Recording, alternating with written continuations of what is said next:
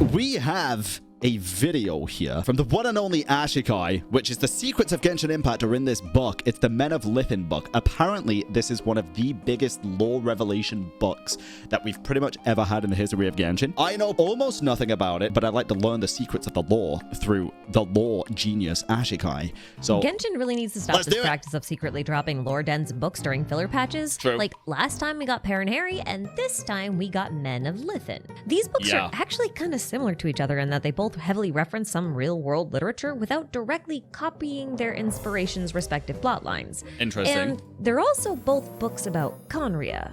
Now, given how important so it's just a lot of inspiration. Okay. Perrin Harry wound up being to our understanding of Conria and some of Teyvat's ancient history, I think it's important that we spend some time talking about the Men of Lithin, as I believe it'll have a similar impact. Ooh, so that's exactly what we're going to do today. We're going to start things off by talking about each source of inspiration for the Men of Lithin and follow that up with a theory that goes a little off the rails, even by my all of Ashikai's theories go a little off the rails. Some of the time they derail completely, which is kind of hilarious. Standards. I mean, that is kind of par for the course on this channel, but hey, at least you know this video won't be True, boring. DFs. So I ask I don't think I've ever seen a boring Ashikai video. you. If the video is not boring, then why would you watch it on a boring browser? Why not watch it on Oh my god, why not watch it on Opera GX, dude? Honestly, Opera GX, the fantastical browser. We literally uploaded a video today with this is an ad, but you can click either one. So let's get through that. Boring browsers. A huge thanks to Opera GX for sponsoring this video. And now, without further ado, timestamps, spoiler warnings, citations, attributions, and links to related content can be found in the description box, while post video notes and corrections. I feel like I just got shot with an MP40 will be of information. Comment. Okay, let's kick things off by summarizing the plot and potentially important lore bits found in the book Men of Lithin. Men of Lithin is about a where are the women of Lithin? You know, where's the representation there at, huh? Technocratic civilization that's powered by a golden liquid energy source called Lithin. This civilization is very technologically advanced, hence technocratic, and relies heavily on Lithin. But the supply of Lithin is fiercely controlled by a select few elites, the Technocratic Assembly, who also control the technocracy. Their greed has caused conflicts to erupt between major cities, resulting in a military arms race. So basically the threat of war looms on the horizon, but people are kind of just carrying on as if nothing's wrong. That seems pretty true to real life. Yes, now, the unenlightened appear to have a base of operations in a local church. So the detective and their associate Akra stake out the church for about 3 weeks, looking for the perfect opportunity to break in and investigate this mysterious cargo the unenlightened are transporting through their hub. Sounds familiar. The perfect opportunity finally arrives, so the detective enters the church only to find it completely dark inside and full of metal vats that reek of formaldehyde. They get spooked by an erratic blind man and bolt for the door, taking one of the vats with them. But when they're finally outside in the church's courtyard, Akra stops them. But Akra no longer looks human. He's now a monstrosity, a figure caught somewhere between a skeleton and a machine. And he calls the detective an unenlightened one, despite the detective not being one of the insurrectionists. Akra proceeds to explain what's going on. He leads the detective back into the church and opens one of the metal vats to reveal what appears to be the nervous system of a humanoid reptilian hybrid figure, and he calls it a human, the last specimen of its kind. He continues. Interesting. Okay, this is going way deeper than I ever imagined. I thought it would be like Perrin Harry, where it's quite straightforward. This is not straightforward. And says that a long time ago, the world was polluted by a toxic substance that made it inhospitable to humans. The few humans who survived the disaster abandoned their bodies and converted their consciousnesses, or essence, into pure energy now known as Lithin, and they stored this Lithin in vaults underground. They then developed a new human-like species that could survive on the surface in hopes that over time, this new species would perform bioremediation and make the surface habitable for true humans once again. And once these false humans fulfilled their responsibility, they would then wipe themselves out in a calamity of their own making, and the true humans would emerge from the Lithin underground. Now, some of these original humans didn't want to melt down and join the collective consciousness made of Lithin, and they decided to retain their individuality and Bro, this quite literally does just sound like the whole synopsis of Genshin. incarnate alongside false humans. These original humans in false bodies were called the unenlightened, and the detective and Akra are both unenlightened, which is why Akra looks like that. In fact, the detective was actually the leader of the unenlightened, although they were completely unaware of this fact up until now because they just inhaled the gas of ignorance when they went inside the church, and that cleared the fog of reason that prevented them from remembering the past and seeing the truth for what it really is. This fog of reason is what you call this weird substance that gets produced by some sort of special gland inside of the brain of all of the unenlightened.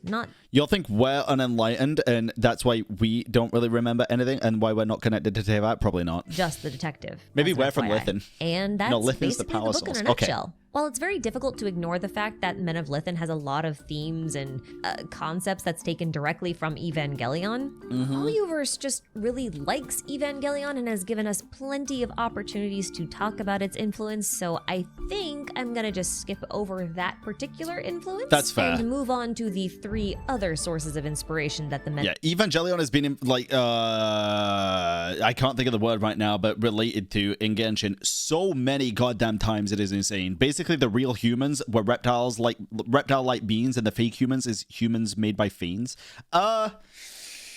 I can kind of see that, but I feel like not necessarily just fiends. And of Lithin because, those are a little less common. So if Evangelion is inspiration number 1, let's move on to inspiration number 2, which is Metropolis. Specifically, the 1927 silent film Metropolis. This is a really important film historically because it was among the very... To be fair, this does look like the cover of the Men of Lithin book a little bit, right? Yes, it does. Holy dude, it's almost identical. That's crazy. Jesus Christ. First sci-fi films ever made. So it had an incredible influence on how sci-fi developed over time. And the reference itself is totally obvious. Like if you look at the cover for the Men of Lithin and you look at the poster that was promoting the movie Metropolis, it's kind of hard to say they're not at all related. Yeah, that's wild, Now, I know the Men of Lithin has a half android, half woman on its cover, while the Metropolis movie poster just has the android. But this is actually a reference to the plot of the movie. And for the record, spoilers. I watched the whole thing, all 3 hours of black and white madness, and to be honest with you, the plots of Metropolis and the Men of... Can we just appreciate the lengths Ashikai goes to bring us the knowledge that we so desire? Lithin don't really have much to do with it. Because I'm a keep it about, dude. I love you guys, and I want to bring you the most fun times possible. I would not sit through a 3-hour silent movie just to give you the satisfaction of saying, yeah, it's pretty much the same as the book. I'm sorry, I just couldn't do it. I don't think I would. Each other. But I do think there are a couple of reasons as to why this movie is being referenced here. So Metropolis imagines a world where the elites live in a luxurious walled garden, while the labor class lives in squalor underground and slaves away at machines during the day. The story begins when the son of the president of the city ends up falling in love with this one woman named Maria. What I would do, however, is ask ChatGPT to give me a complete and utter synopsis of the entire silent movie. You're so bad? No, I'm good, because work smarter, not harder.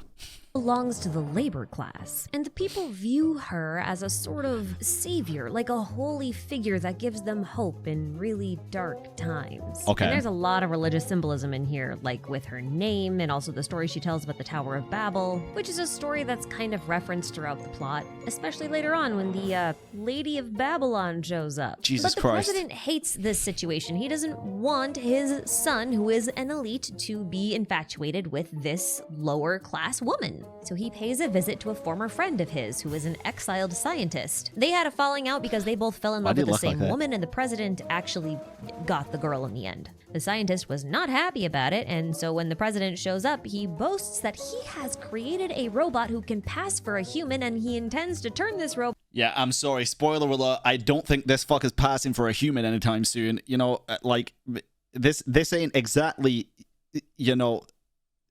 Yeah. Into the president's wife so that he can have her for himself. But the president manages to coerce the scientist into making the robot look like Maria instead of his wife so that he can drive his son and Maria apart. The scientist complies, but instead of driving the lovers apart, Robo Maria incites chaos in the labor class, which results in a violent riot that floods the Undercity and causes all of the machinery to explode. Classic doppelganger story. And it has a pretty optimistic ending where Maria's robotic imposter is eventually defeated, the lovers are reunited, and the two classes begin talks of change, I guess. Honestly, if you can sit through a 3-hour silent film, this movie is a wild ride from start to finish. But I don't think I could. You're a great streamer. Thank you, Paid Chatter. I appreciate it so much. The main takeaway here is twofold. I'll send you the First PayPal. is the heavy emphasis on machines powering the city, just like in Men of Lithin. And in both cases, what is powering the machines is humans. Metropolis might use human labor, but that's not really that different from using Lithin, because Lithin is technically liquid humans. Now, the second takeaway here is that we have technically liquid humans. I was just making sure I heard that correctly. Now, the second takeaway here is that we have a robot that is indistinguishable from humans. Do you remember how Akra looked like a cross between a machine and a skeleton once the detective became aware but was totally convincing as a human before that? Yes. It's the same idea. And I want you to keep this in mind because we're going to come back to this idea at the end of the video. Oh, that could be a really, really cool plot point or something, dude. Like, you start becoming aware of something and things in Genshin start to change. Like, the way you view things actually becomes physically different. That could be very cool. But you might be asking yourself, do these references really change much about the book's meaning? And the answer is not really. It's more just emphasizing how much Hoya wants to play around with combining the ideas of Evangelion's human instrumentality project and the proliferation of false humans in society that are indistinguishable from true humans. Again, we're gonna come back to this at the end of the video. Okay. So keep it in mind as I segue into inspiration source number 3. Yeah, I'm excited to hear what number 3 is, but I do gotta say, these theories at the end of the video are probably gonna cook harder than Raiden Shogun on a 3-day binge trying to learn the recipe for just simply how to boil spaghetti. Isaac Asimov's Foundation series. Now, you're probably wondering how I got from Metropolis to Foundation. And it comes down to one word found in Men of Lithin: psychohistory. Now, psychohistory is a real discipline. It refers to the study of why history happens. And it differs from typical history because traditional historians try to record things without adding subjective interpretations to the events. That try does a lot of heavy lifting there, but you get the idea. However, psychohistory has a far more relevant reference than this discipline, because the theory and term was actually invented by Isaac Asimov in his Foundation series. The core of Foundation's story revolves around a scientist named Harry Seldon who developed the practice of psychohistory to mathematically predict the future based on events from the past. Using this method, Seldon was able to predict the inevitable fall of the First Galactic Empire, which would be followed by 30,000 years of chaos before humanity would be able to establish the Second Galactic Empire and achieve peace again. Damn, but that 30,000 years was way too long to wait for humanity's recovery. So, Seldon decided to reduce this 30,000 year period to just 1,000 years by creating the Encyclopedia Galactica, a repository of crucial civilization-restoring knowledge that humanity could use to accelerate their own development with. But like any good scientist, Seldon built some redundancy into his plan. So instead of creating just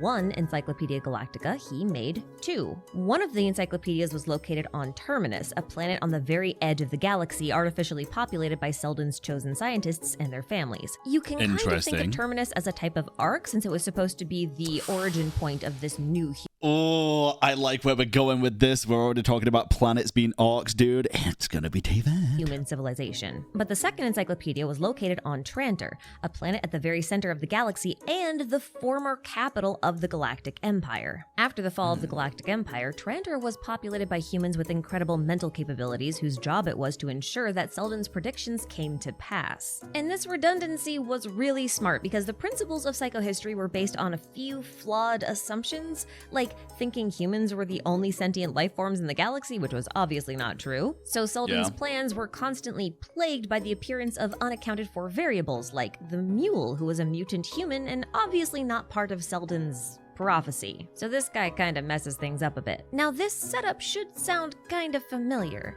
I mean, we have a lonely ark-like planet with a giant repository of knowledge bound by the laws of prophecy with an unforeseen traveler potentially disrupting the Overseer's perfectly pre-planned future for humanity. It sounds like Genshin. The word Tevat can be used to mean ark in Hebrew, and the Encyclopedia Galactica's role as a repository of humanity's knowledge is a similar one to the role Irminsul plays as a repository of humanity's accumulated history and current knowledge. And let's not forget how Irminsul is connected to Tevat's fate. After all, Yes. ley lines are Irminsul's root system and can be woven with the loom of fate. And we know that Tevat's current system of fate was put into place by Tevat's current overseers in Celestia. And what is fate but the prediction of a fixed future outcome? And speaking of fate, as an additional layer of security that humans would stick to the plan, Selden identified a series of critical moments, turning points, and disasters that would there's so much connection between Amphorius' story and Tevat, which is blowing my mind. Yeah, there really is, dude. HSR's new Amphorius patches really does have a lot of similarities and conjunctions that kind of connect really well with Tevat itself. Not necessarily Genshin, but Tevat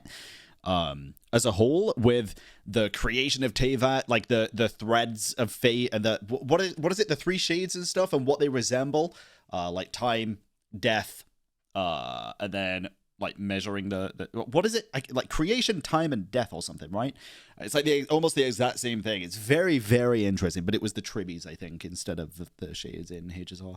Occur in the future called Selden Crises. He also created the Time Vault, a device that would unlock after each Selden crisis and play a holographic message he pre-recorded explaining the significance of the event and how best to proceed. That makes him a kind of... This looks kind of sick. Is this a movie? TV show? What is this? Overseer of sorts. And when I hear the word overseer, I think of Deshret. Of course you do. He's my favorite little scrunkly, although he is, but because I do think he's a variant of Otto Apocalypse from Honkai Impact, and Otto's title was Overseer. I don't really want to dig into this too much right now, so just take it as my opinion. But I want her to dig into it. That sounds like an awesome theory. But in addition to this Overseer association that I have with him, Deshret specialized in holographic technology and robotics, and had a special robot named after Isaac Asimov. It's the algorithm of semi-intransient matrix of Overseer network, also known as Azimon. Now, I admit that the English name is different from the Chinese name, so I don't know if this pun is a localization choice or actual lore, but I'm gonna choose to believe that it's lore because of all this other relevant stuff that we find in the desert. Fair. Like Deshret's Golden Slumber, which merged the minds of millions into a single consciousness. It kinda sounds a lot like the Lithin Project to me, right down to its golden coloring. Yeah, it kinda does. does. I do wonder if this whole people melting down into one collective consciousness goo isn't just an Evangelion reference, but also a reference to the Foundation series again. Because in one of the later books, we get to visit a planet named Gaia, and every single life form on Gaia has merged into a single consciousness that wishes to merge with the rest of the galaxy. And we've already seen things in Genshin where it's like everything merging into one consciousness, just with the Oceanids in Fontaine. And this is considered an option for saving humanity in some ways. Coincidentally, Kaya's Japanese name is Gaia, and theorists of all languages have always found this localization choice to be a bit odd, because Gaia is not a transliteration of Kaya. But if you think about this in terms of Foundation, it starts to make a little bit more sense, because much like the planet Gaia, Kaya is theoretically one of Conria's last hopes. True. But while we're still talking about the book Foundation, a friend of mine pointed out that Harry Selden's first name, Harry, is spelled H-A-R-I, not H-A-R-R-Y,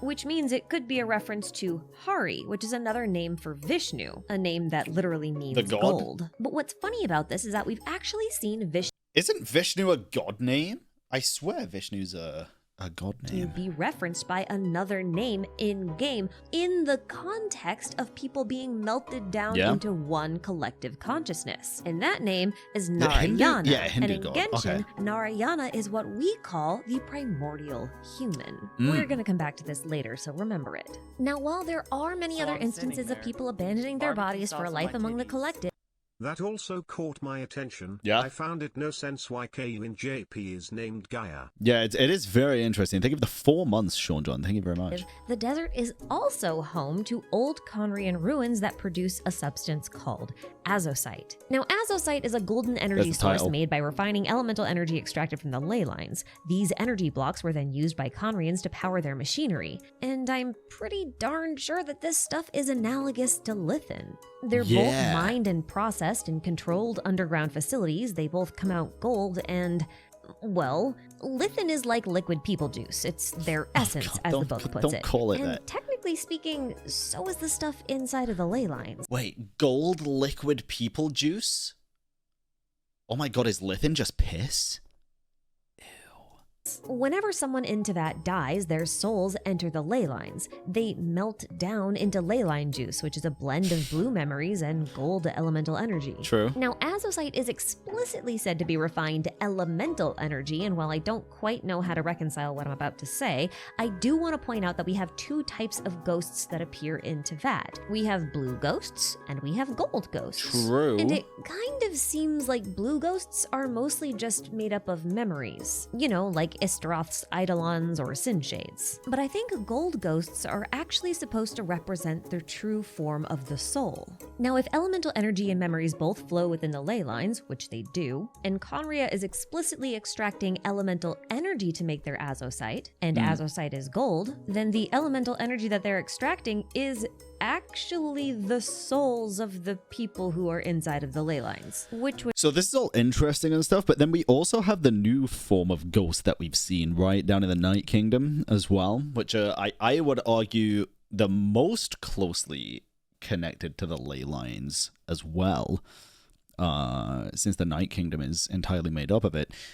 So I'm curious where that fits in. Would make azosite quite a bit more similar to Lithin than I would care to admit. And just to prove the point, Remurian golems were made by infusing stone bodies with golden ichor, which is like golden blood. And since these golems were basically statues possessed by the souls of Remurians, well, that would lend credence to the hypothesis that the golden elemental energy that gets extracted and refined into azosite is indeed made from someone's essence or soul, just like Lithin. That does make sense. Souls in the golems, souls in the ley lines. And when it really comes down to it, putting disembodied people into robotic or false bodies is pretty on theme for Genshin in general, and they even did it in the Men of Lithin. For example, the technocracy developed automated tilling machines that revolutionized farming. Now that should evoke the mental image of a tractor or something, but field tiller is the code name for Khaenri'ah's ruin guards. And speaking of Khaenri'ah, I think now is a good time to talk about our final source of inspiration for the Men of Lithin. Okay. The Lovecraftian mythos. Oh, this is going to be my favorite, dude. I love Lovecraftian horror and just Lovecraft in general. I think it's so sick. The Men of Lithin. I'm aware H.P. Lovecraft was not a great person. Doesn't change my ideology that Lovecraftian themes and mythos is absolutely goated. I'm sorry. And is listed as fantastic. Kinyan, which is a very obvious reference to Lovecraft's Kenyanians, a race I have previously theorized to have inspired Khaenri'ah in this video, which you might want to consider watching because there's a lot of now relevant stuff in there. Yeah, he was a dickhead. His work was incredible. Far more than I'm gonna cover today. I won't bore you with too many details, but basically the Kenyanians were a highly advanced, near immortal race that lived underground, had mastery over atomic power, loved studying the ruins and technology of the race of serpent people that preceded them, and are also rumored to be the ancestors of the humans found on the surface. Oh, and one of their major cities was the city of Tsoth, which is mentioned explicitly by name in the Men of Lithin. And conveniently, the Tsoth found in Lovecraftian myth is quite literally a metropolis. Oh, and the Kenyanians also had these reanimated corpses that are called Yimbis, who are noted for being quite skeletal with very mechanical movements, which honestly isn't too dissimilar to how Akra is described in the Men of Lithin, although he maintains his mind while the Yimbi are more zombie-like. Similarly, Khaenri'ans are also a highly advanced race cursed with immortality, living underground, and also possess... Danequest are the best part of Genshin. Completely and utterly agree with you. Cannot wait for the next one. Khaenri'ans are also a highly advanced race cursed with immortality, living underground, and also possess mastery over azosite power and likely studied dragon technology. Or at least their machines mimic the dragon's secret source technology. And while human, they definitely differ from their surface-dwelling counterparts, to the point where they may have been part of an earlier evolutionary line. Khaenri'ah also has advanced puppet-making technology, the same technology that was used to create Wanderer's body, which is entirely mechanical, by the way. Oh, and both Kenyanians and Khaenri'ans detest the demon gods that came from the sky. And as a side note, there was a big incident in Teyvat's history, pre-Archon War, where the Abyss invaded and the fallout caused several cities like Enkanomiya to sink beneath the surface, which is really funny because the Kenyanians were originally surface dwellers until the sky demons sank Atlantis. I am further entertained by the fact that in the book, Lithin was first discovered in a place called Natlantia, because in the original manga, Natlantia, that's crazy, dude. Natlan was translated as the nation of Maratha, but the original text in Chinese appears to be a reference to the mythical lost continent of Mu, which is also said to be a sunken city just like Atlantis. Shout out to Reddit user Alalalagia for this excellent write-up that they made on the translation error. Bro, Alalalagia, hold on, I have to say something right now. You see this name right here, dude? You see this name? So me and Viv bought some pasta or something the other day, dude. I've never seen the name of it. Let me know if y'all have ever heard of it. I can't say this fucking shit for the life of me, dude. It's like aglioliolio. Like, I'm not kidding. Pretty sure that... I think Viv's still on the walk. I'm pretty certain it's pronounced like aglialiolio. And she kept saying it, and I was like, is this fucking English? I mean, it's Italian, but it's cooked. We ate it. That name was fun to say. Now, okay, this isn't really silver bullet levels of proof, but we can't deny that most, if not all, references to Lovecraftian Careful, mythos that my furniture's floating in the game so far somehow link back to Conria. Like the crimson moon with a single eye that's found in the book Perrin Harry is most likely Groth. The Rift Hounds that were created by Rhine-Daughter are most likely the Hounds of Tyndalos. And Basil Elton fought a dragon that was made by Rhine-Daughter as well. And honestly, I could go on and on, connecting all these Lovecraftian... Yeah, spaghetti aglioli... Aglioliolio. I can't say it, dude. Aglioliolio. Are you home, Viv? Agliolio. It feels like it's missing an L. It should be aglioliolio, but it's aglioliolio. It's so... In references back to Conria, but I do have to admit that not all of the references are explicitly Conrian. Take Gasoithoth, for example. They're referencing Yog-Sothoth, which apparently has nothing to do with Conria, except for the fact that they are described as a dark sun, and a dark sun or star is the symbol of Conria. A loose connection to be sure, but it's still there. And of course, there's also the reference to the Necronomicon found in Sumeru's desert, but the desert is also where the only known doorway to Conria is. Bro, so even please tell me the next dating quest is going to have something to do with this goddamn door. And if it's just because Conria borders the abyss and at one point tried to levy its powers for their own gain, the Lovecraftian references always seem to loop back to it somehow. And I think my favorite reference is that one readable that has the Narayana mention in it. Readable? I don't know about that one, Chief. Okay. That epithet of Vishnu is presented alongside a poem which I linked to a prayer for Cthulhu in this video. I won't go too much into it, but the prayer has this infamous line, Ya Cthulhu Ftagan, which is sometimes used in place of the full version, which I will not attempt to read out loud. But you know who conveniently worships Cthulhu? The Kenyanians. They claim that Cthulhu was the one who brought them to Earth from beyond the stars. And you remember how I mentioned that the Kenyanians loved studying the serpent people? Well, I kind of touched on this already, but do you guys remember what project Rhine-Daughter was last said to be working on? This was a really long time ago, so I don't blame you if you don't remember, but it was called the Primordial Human Project. Yes. And if this project is named correctly, then it appears to be a project focused on creating or studying the primordial human, which could in fact be a reference to the original human that we find in the book Men of Lithin. But the Primordial Human Project is kind of odd when you really sit down and think about it, because the known products of Rhine-Daughter's research are two abyssal dragons, Durin and Elenus, and they were followed by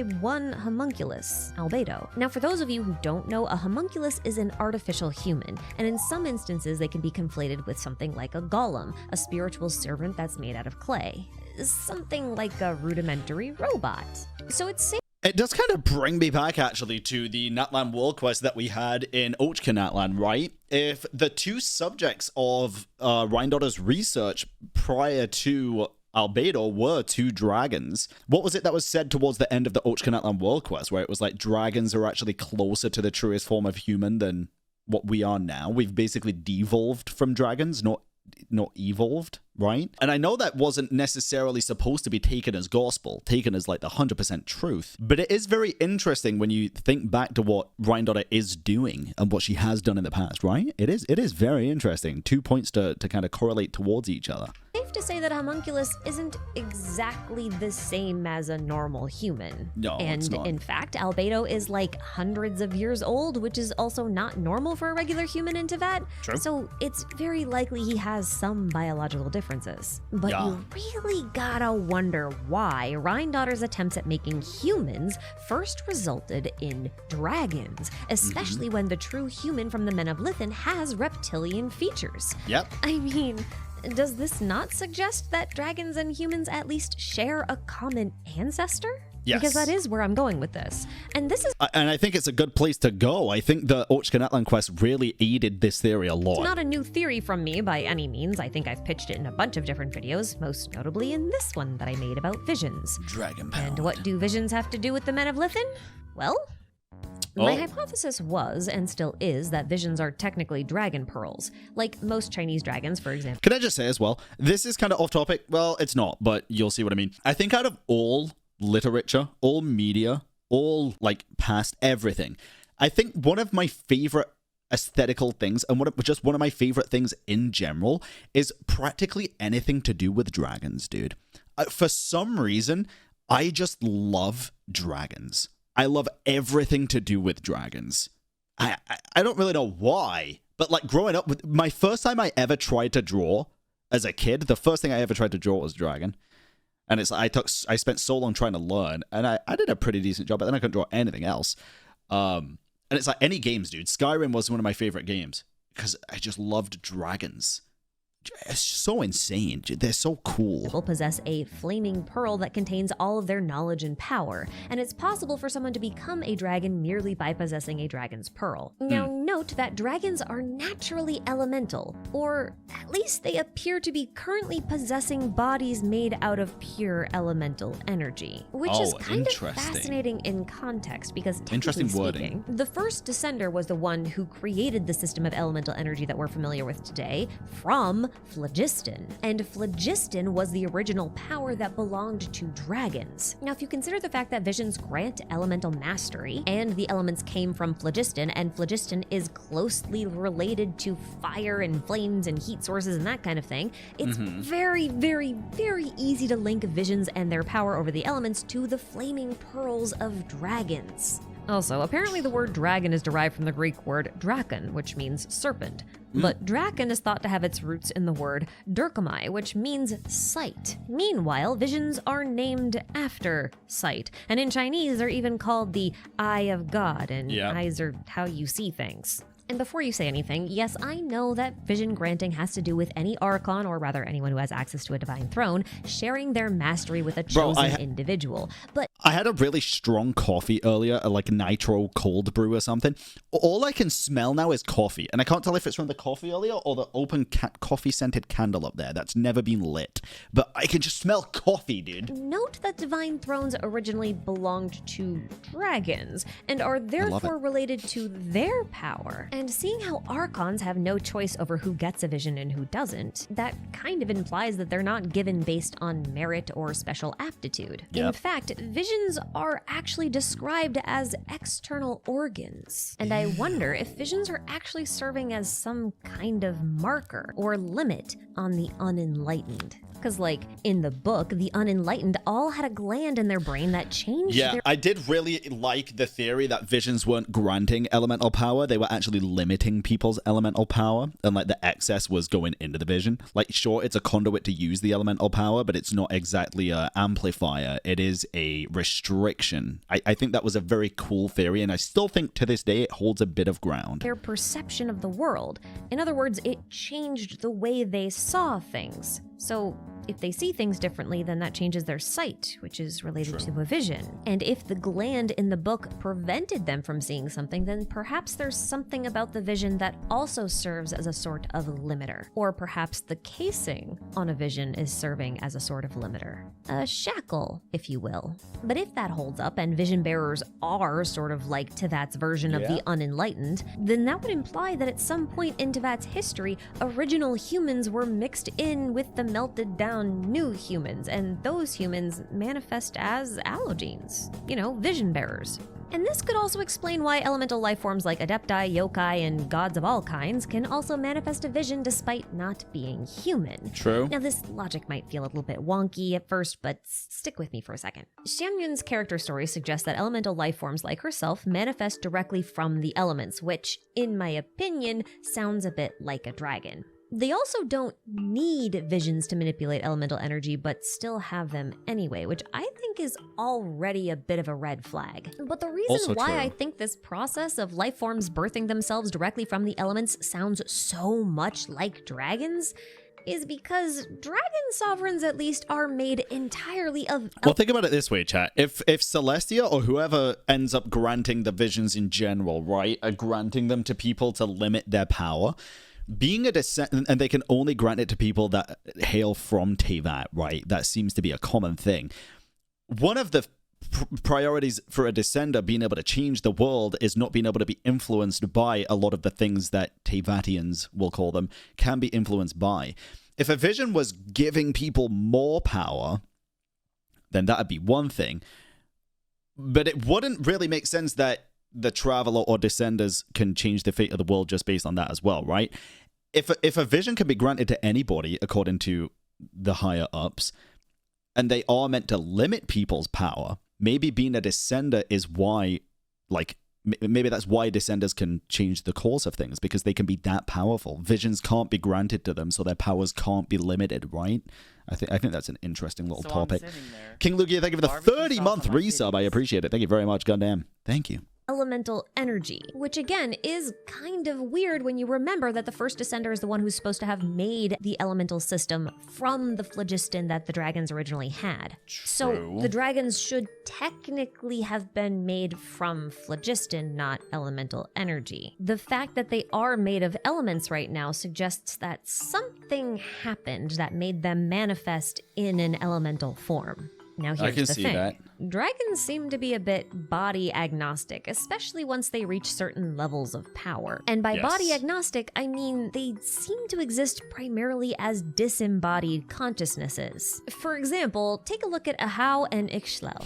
Both of them are high-ranking. They identify as dragon lords. And both of them lack proper bodies, but they still continue to exist as consciousnesses capable of creating or possessing any form. From statues to humans to handcrafted phlogiston or elemental figures, it doesn't really matter. They seem to be very flexible about what they can inhabit. So it's also possible that prior to the first Descender, dragons were technically made out of something else. And after losing the war, maybe they had to rebuild new forms for themselves. And it just so happened that elemental energy was there, so they made their bodies out of elemental energy. So I could see that. Dragons are kind of like these spiritual entities. They don't really have a true physical form. They just make whatever suits them. Following that logic, you could argue that elemental creatures like Xianyun, Shao, and Nico were originally weak consciousnesses that elemental energy congregated around until there was enough to form a body. And as far as the ability to possess, I think it also makes sense with like Nuvalet and the sovereigns and stuff, like being born of the primordial sea, right?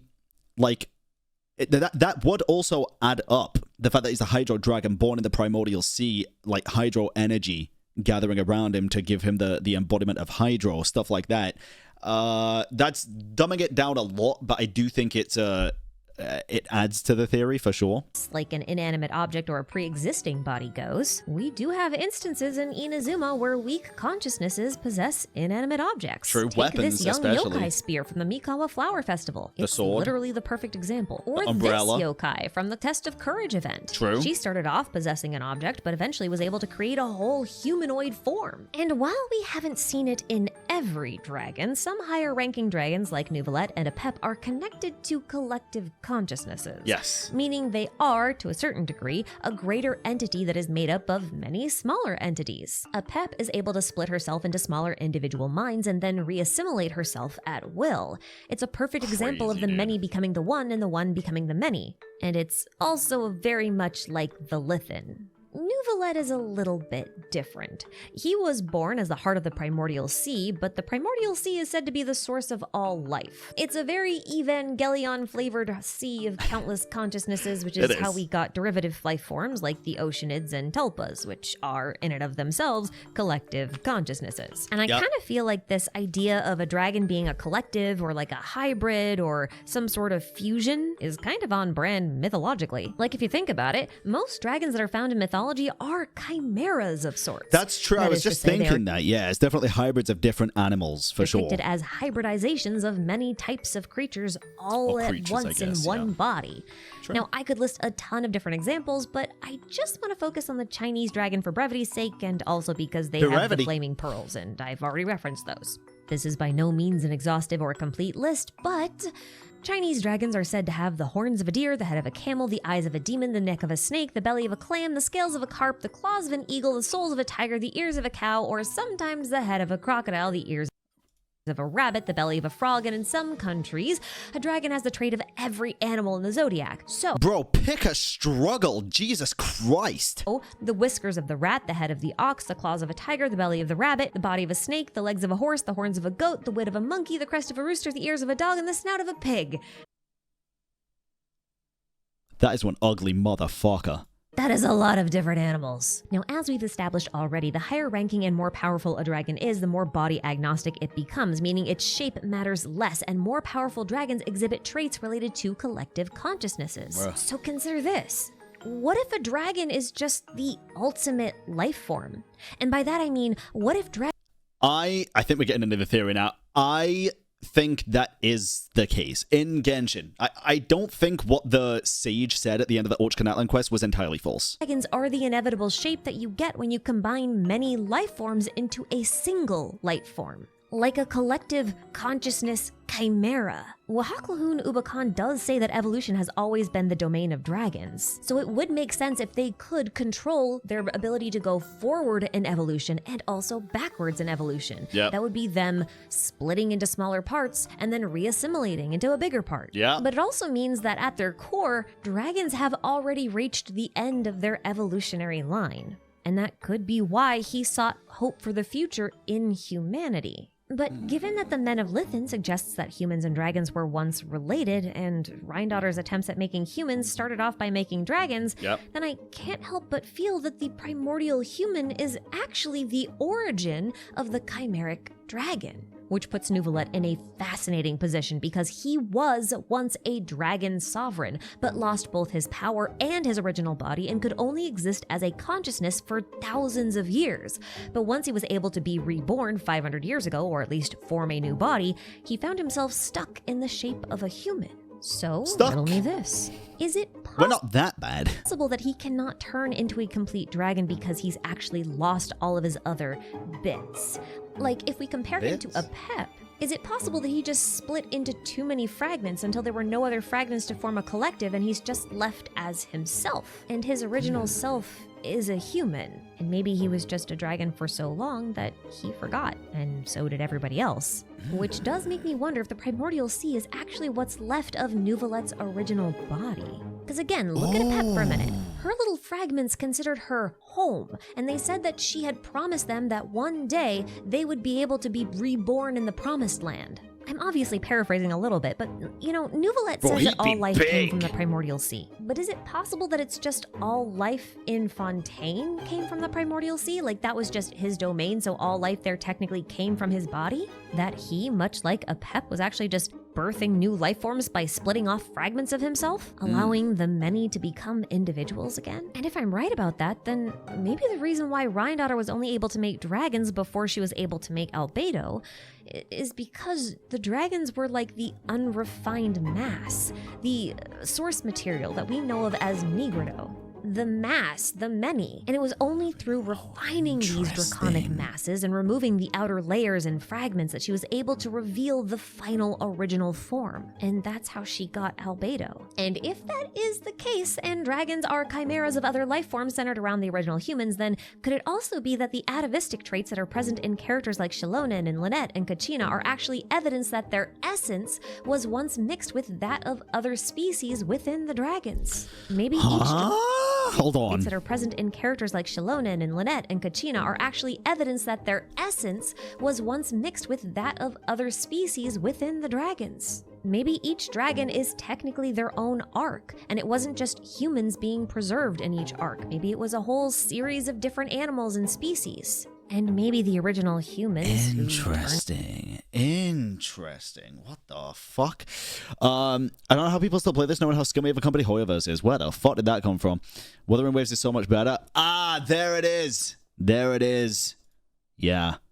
Yeah, you go from one gacha to the other, calling one scummy and one not. Yeah, we'll see how that goes for you. Gacha inherently is scummy, my friend. Themselves into dragons for the sake of the future of humanity had their own plan and idea. Karabots did. I love Wuthering Waves. I think it's a fucking phenomenal game. I hate the community wars that are going on right now. I think it's absolutely fucking cringe. And I know why it happens. Trust me, I can see a mile off why this shit keeps continuously happening. Who stokes the fires and all that jazz. I just think it's so childish and cringe, dude. It's like being on one big playground. So fucking boring. For the future. And that plan was interrupted by the first Descender for one reason or another. And that first Descender introduced this system of fate. And perhaps the reason why they implemented this system of fate was so that they could lead humanity into the best future possible. But part of me wonders if this recurring theme Genshin has of changing one's destiny or going against fate itself is alluding to the fact that people don't want their future to be chosen for them, even if it is objectively the best future they can have. Also Maybe true. Men of Lithin calls those who reject the current wait, there was actually a study done on this or something. I remember seeing something. Even in a situation where people were given like the best possible outcomes for everything, they'd still choose different things based on what they wanted to do because they felt empowered, they had the choice. I can't remember exactly what it was from. But it is a very interesting thing, and it is an accurate thing, I think, as well. If you had your life laid out before you and you had every step of the way planned out perfectly so that you can enjoy and maximize every part of your potential in life, you would likely still stray from that path so that you still had autonomy over your own choices. The world as the unenlightened because they reject a system that was labeling itself as their only source of salvation. And I'm very curious about what all of this could possibly mean regarding what happened with Conria, because they're a whole race of potentially unenlightened individuals who want to defy fate and choose a future for themselves. And we know that the power of a Descender is likely needed to make that happen. But consider this. Is it not possible that the Traveler isn't actually a twin? Is it possible that they actually traveled alone and landed in Teyvat, only to be discovered by the Conrians? Could it be that the Conrians then split the Traveler into two and placed... I have had this theory for the longest time. I remember talking about this years ago. Literally like 2 years ago. Saying that Ether and Lumine are literally one of the same and they were split into two. I need to go back and find where the hell I said this.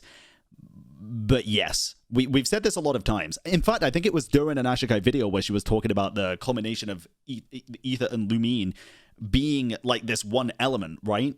What was it, like the light element or something? And light refracts into all these different pieces, and that's why we're collecting all of the elements as we go along. And we also had the light and the dark with Ether and Lumine.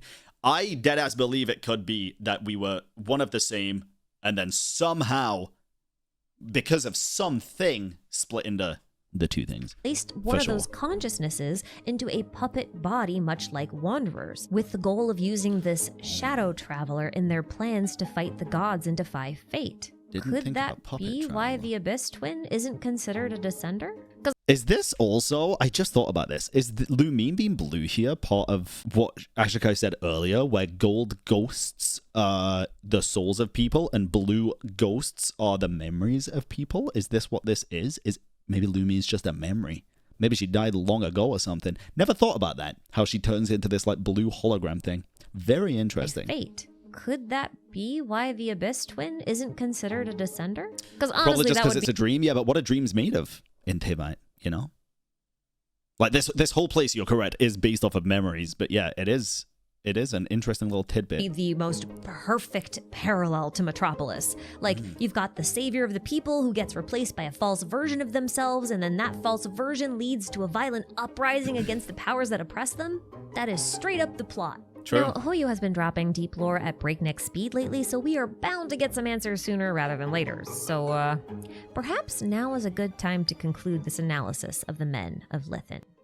Okay. Full disclosure, I had a very different plan for what I wanted to write when I started this script, but I was also playing Star Rail at the same time, and I was doing this one quest called the Golden Scapegoat, and it just struck me as so very Genshin, and also so very Men of Lithin. See, on the planet of Emphorius, there are these big titans that people call gods, and then there's a group of regular humans that are trying to steal the hearts of these gods in order to become gods themselves. That's like the premise of the whole planet. And if you place titans with dragons, you have a very similar scenario to Genshin as far as Men of Lithin is concerned. But like this one guy in the Golden Scapegoat quest thinks that all humans were once titans and have just forgotten about it, and thus their titan senses have atrophied over time. So the best way to figure out the truth of one's nature is to explore the one sense that humans have no control over, and that is dreaming. Which again makes me think of Conria and those who dream of dreaming. And also, the puzzles you have to solve to unlock this quest involve you attempting to light up the world while your shadow twin follows your movements. It kind of reminded me of Genshin's twins. But on the topic of Star Rail, the Men of Lithin mentioned this one gland in the... Ooh! True! Oh my god, never thought of that.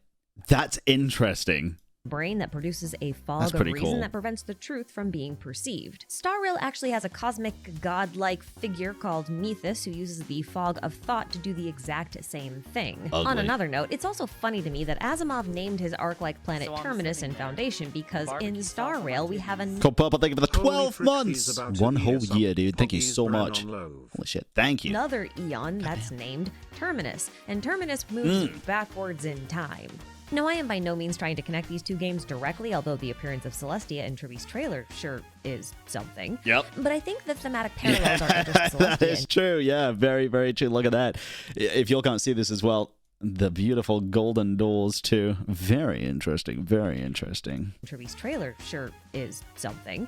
But I think the thematic parallels are interesting enough and definitely worth paying attention to. Now, I'm very curious to hear what you guys all think about the Men of Lithin, so please don't forget to share your thoughts with me in the comments. For now, though, I'm off to suss out some new lore. That is literally Celestia. Well, I'm pretty sure in the trailer she was playing Genshin. Like loaded up Genshin and started playing it, right? So thank you all so much for watching. Take care of yourselves out there, and I'll catch you all in the next one. Interesting, dude. That was a great video, man. That was a great video. Let me link this to you so you can watch along as well. I thoroughly enjoy watching Ashikai videos every time. Go check it out. Absolutely incredible. If you're watching on YouTube, if this does go on YouTube, link in the comments below.